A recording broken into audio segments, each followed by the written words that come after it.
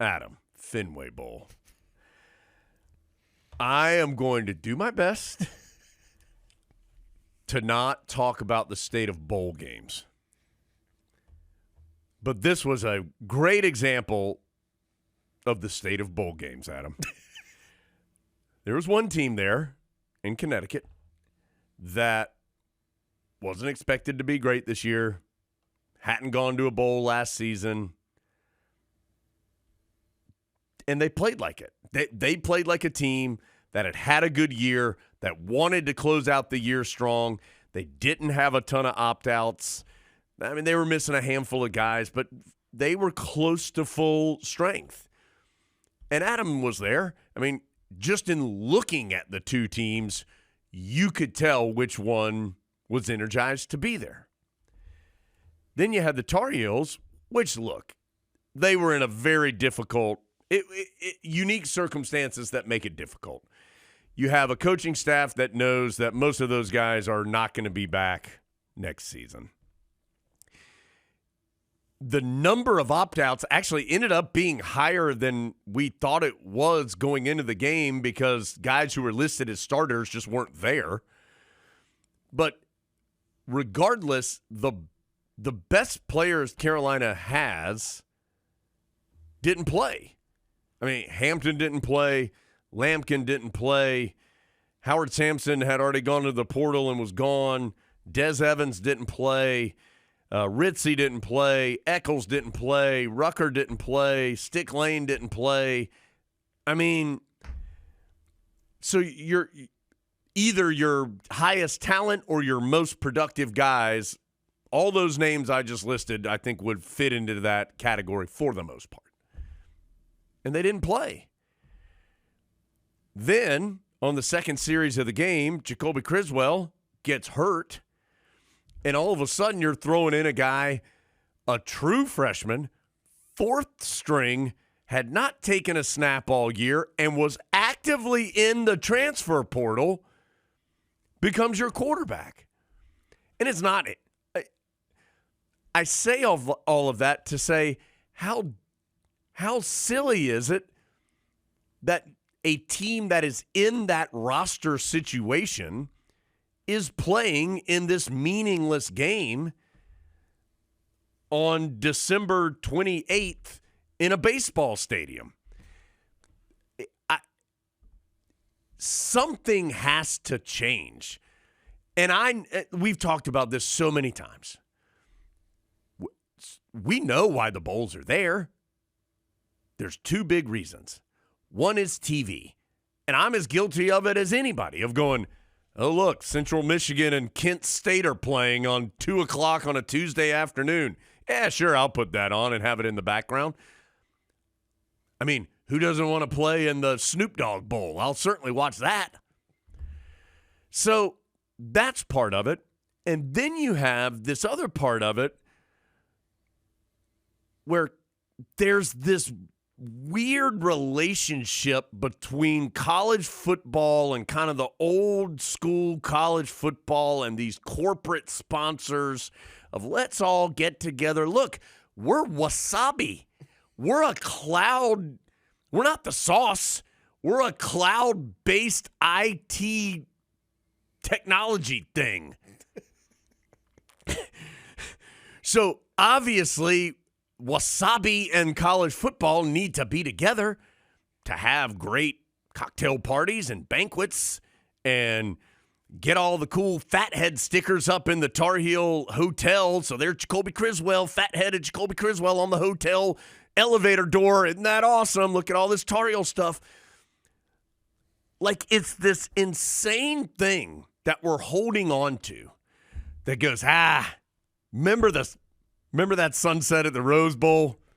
Remember that, Adam? Remember when USC and Michigan played in 1971? And that I was sitting on my couch at home watching that sunset. What a memory. So it's like we're holding on to this thing that isn't relevant. It's like we've done this thing. We've lost all control over everything. But we have control of this one thing that we still have. I I still have this one thing that I cherish. I love you. I love having control of this one thing. So I'm going to hold on to it for as long as I can. And I'm going to say things like student-athlete experience and extra bowl game practices. I'm going to say things like that make you think it matters. But here's the thing. It does not. And so I say all of that in no way to act like UConn didn't go out there and smoke Carolina in that game. Connecticut absolutely did. It was 27-14. The game was not that close. The fact that it was that close should be an indictment on UConn, the fact that they let it get that close at the end. Great job by Caleb Hood being thrown into a difficult situation and did a nice job. It's like a Wildcat quarterback and ran hard, and Carolina looked good in the fourth quarter. All of that, yes. The issue is the system. The system is antiquated, and it's going away. I don't know when, but we're in this transition period right now, but eventually it's going to go away. No amount of cocktail parties, no amount of wasabi cloud-based technology is going to change that. Eventually, enough guys are not going to play, or there is another option here. Somehow, things are going to change and guys are going to have to play in these games. It's going to be in the contract, the NIL, the collective bargain. Whatever happens in the long run, something could change. But right now, we're in this transition period where these are absolutely pointless. What's been the best part about bowl season so far? The Pop-Tart mascots? NC State and East Carolina fighting each other? What's been the best part?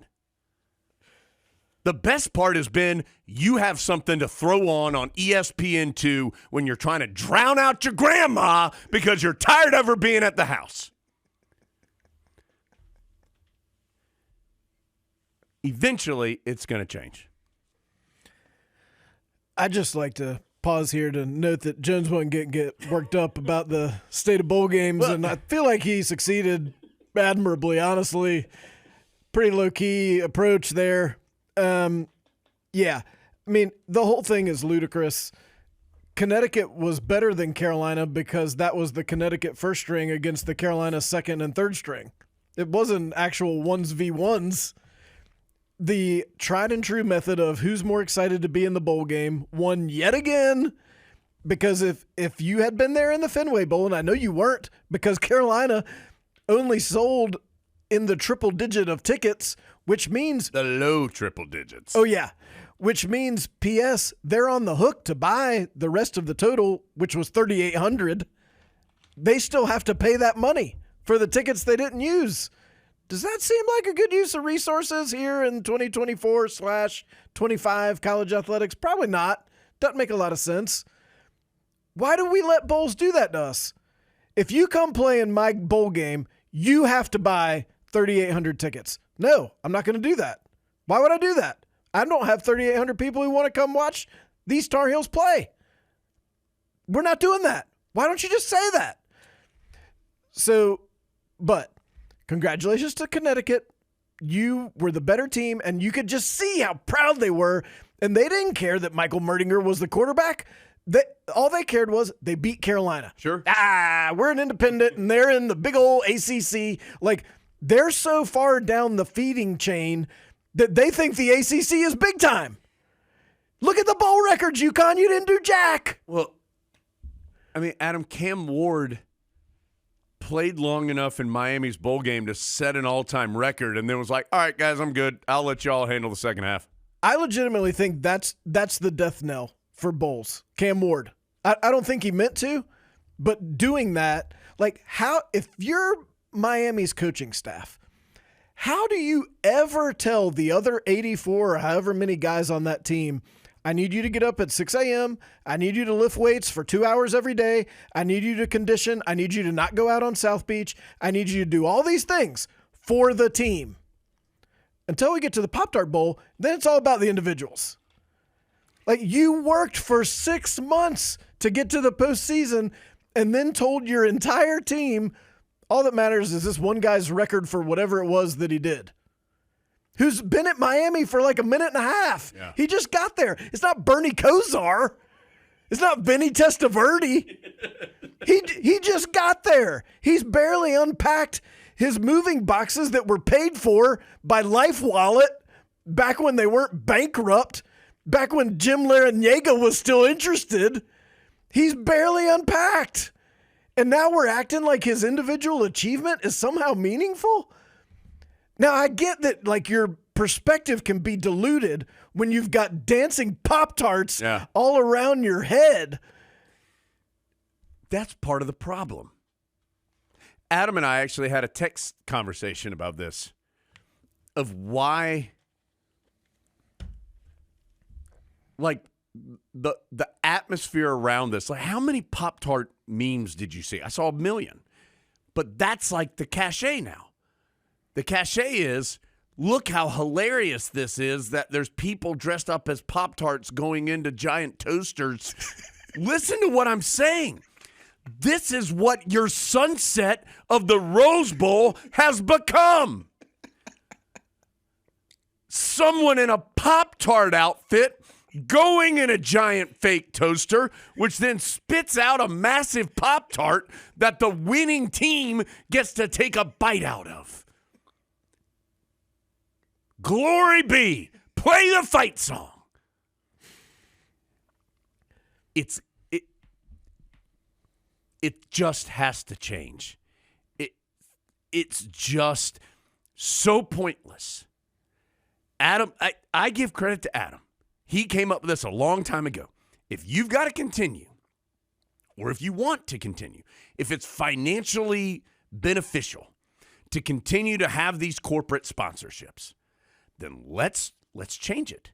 Let's make every game, you can have every team in Division I in the first week can play in a kickoff game. It can be sponsored by Wasabi if you want it to be. It can be sponsored by Pop-Tarts if you want it to be.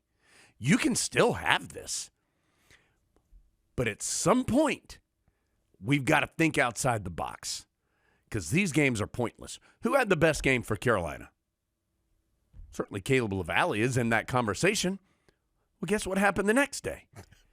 Caleb LaValle said, guys, you see how well, and I'm not knocking Caleb LaValle. Don't get me wrong. He said, guys, you see how well I played in that Fenway Bowl? Keep that film in mind because I'm hopping in the transfer portal. Now, he may come back. We've already seen multiple guys go in the portal and return. He, as is his full right and should do because of the current rules, he used that game as an audition to go into the transfer portal and get more money. Maybe that's at Carolina or maybe that's somewhere else. I don't know. And good for him. He's taking advantage of the situation that's been presented to him. But that's where we are. It is just not A, what it used to be, or B, what it should be moving forward. You have the playoff now. If you want to add more teams, whatever. It seems like the FCS and however many teams they have in their bracket, that seems to be a really popular event. Maybe you just add some more teams and do that. The fact that we feel like we have to, and I know football's hard, but the fact that you feel like you have to reward every 6-6 team or that every team is like, that's not, no, that's not it anymore. That's not it. So, not today, not tomorrow, but sometime, and I give the Carolina Insider Podcast credit for this. We've been banging this drum for 5 years.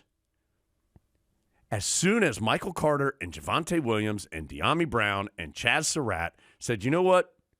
You've made the Orange Bowl, and I'm not knocking these guys. You guys made the Orange Bowl for the first time. You know what? We're good.